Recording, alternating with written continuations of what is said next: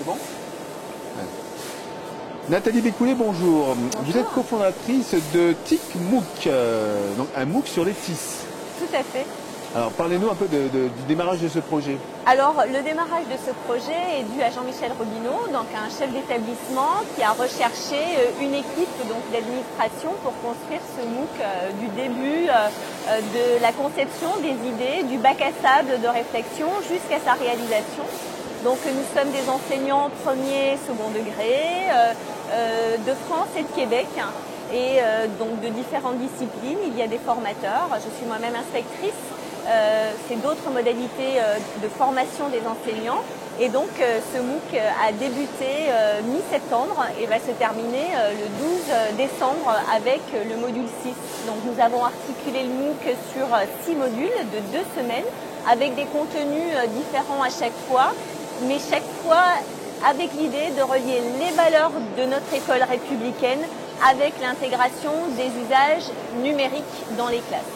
Donc en fait c'est une initiative qui part du terrain, hein, on est bien d'accord, c'est pas une commande du rectorat, ni rien du tout.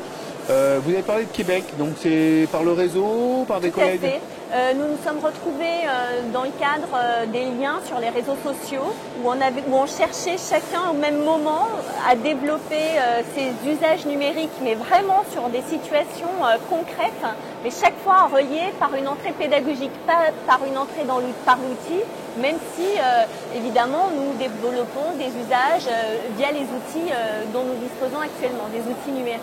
Donc on a rencontré là les désirs des enseignants où on répondait de manière très concrète à leurs problématiques.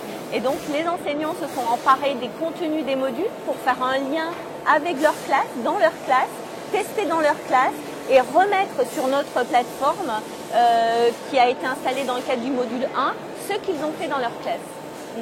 Alors bien entendu, vous étiez tous des experts en e-learning et en fabrication de MOOC, j'imagine, au départ? Experts, non, pas du tout.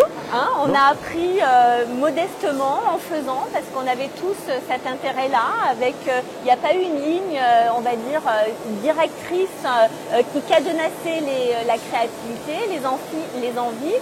Mais par contre, on savait tous pourquoi on travaillait.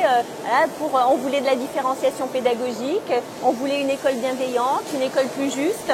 Et donc là, on a appris avec ces usages numériques à atteindre ces objectifs-là, en tout cas à les approcher, les rapprocher, à faire partager ça avec les enseignants, quoi. Alors, en termes technologiques, vous avez adapté votre plateforme au fur et à mesure des constats, j'imagine? Oui, tout à fait. Hein. On a eu des retours, des rétroactions permanentes, ce qui fait que parfois, Héloïse Vian, qui se charge de la mise en ligne, a fait des correctifs par rapport aux remontées des enseignants en tant que de besoin et au fur et à mesure. Donc, il y avait les contenus qu'on avait préparés pendant l'été pour lancer ça mi-septembre. Et après, il y a eu tous les ajustements au fur et à mesure. Et donc, nos contenus ont fortement évolué par rapport à ce qu'on avait préparé initialement, en fait.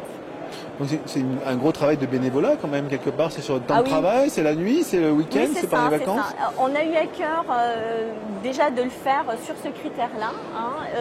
Après, on a eu aussi à cœur de ne pas faire payer les enseignants parce qu'on voulait vraiment quelque chose qui ne fasse pas barrière en termes d'accessibilité. Donc, voilà, il y avait des valeurs fortes en termes politiques, de police au niveau de la participation du citoyen dans la cité pour les enseignants du 21e siècle, mais aussi pour nos élèves du 21e siècle. Et il y avait là un tournant à ne pas rater, nous semblait-il, pour l'école. Alors vous parlez des enseignants et vous parlez aussi des étudiants. Oui. Est-ce que les étudiants participent également dans ce TIS-MOOC? Alors là, au début, on avait ciblé premier degré, collège, lycée. On a eu des demandes des enseignants universitaires qu'on a bien sûr accueillis. Et on a eu également d'autres professions qui n'étaient pas donc du milieu enseignant et ils ont voulu intégrer le TIC MOOC pour développer ces usages numériques-là dans leur propre milieu de formation. Je prends l'exemple de médecins qui ont demandé à intégrer le TIC MOOC justement parce que les outils qu'on utilisait en formation pouvaient le servir aussi. Donc là, c'était un hackage du contenu qui nous a bien plu parce qu'on n'y avait pas pensé. D'accord. Donc aujourd'hui, quelques petits constats statistiques, combien de participants Donc, quand nous avons rêvé le MOOC au début, on s'était calé sur 500 participants. 500 inscrits.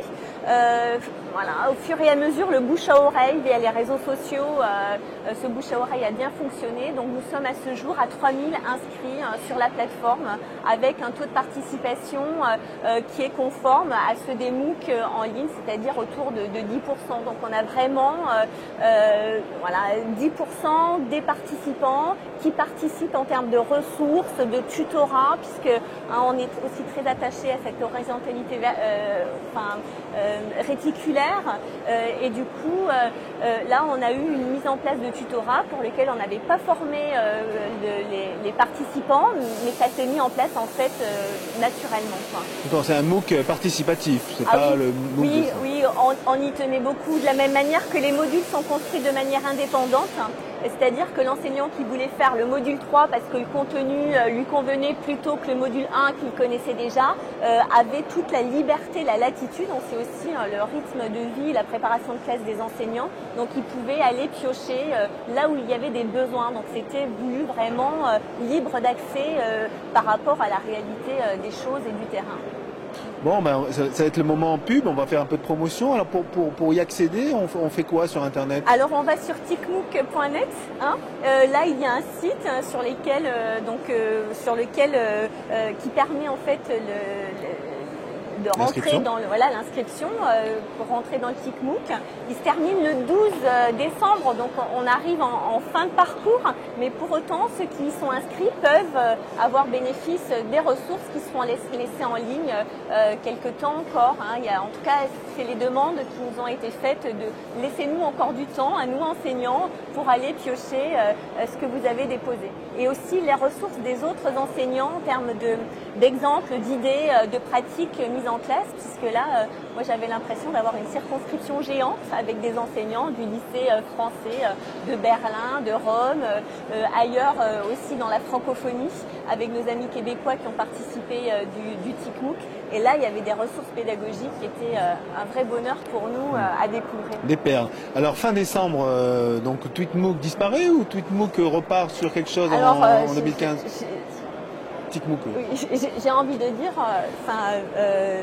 TICMOOC est mort, vive le TICMOOC. Donc ça veut dire que là on aura déjà des idées pour les fois d'après, même si après le 12 décembre, je pense qu'on va prendre déjà quelques heures de sommeil, de repos par rapport à ce projet-là. Et en même temps, il y a déjà d'autres idées dans le cadre de la différenciation pédagogique par rapport aux besoins des enseignants sur les dyslexiques, les besoins particuliers autres, où on se dit on va peut-être travailler sous forme de missions dans le cadre de tâches complexes, de bulles de savoir. Donc là, on réfléchirait encore à d'autres formats, puisque le MOOC, même le format du MOOC en lui-même évolue. Donc là, on est déjà dans les rêves d'après, mais voilà, pour l'instant, on y pense seulement.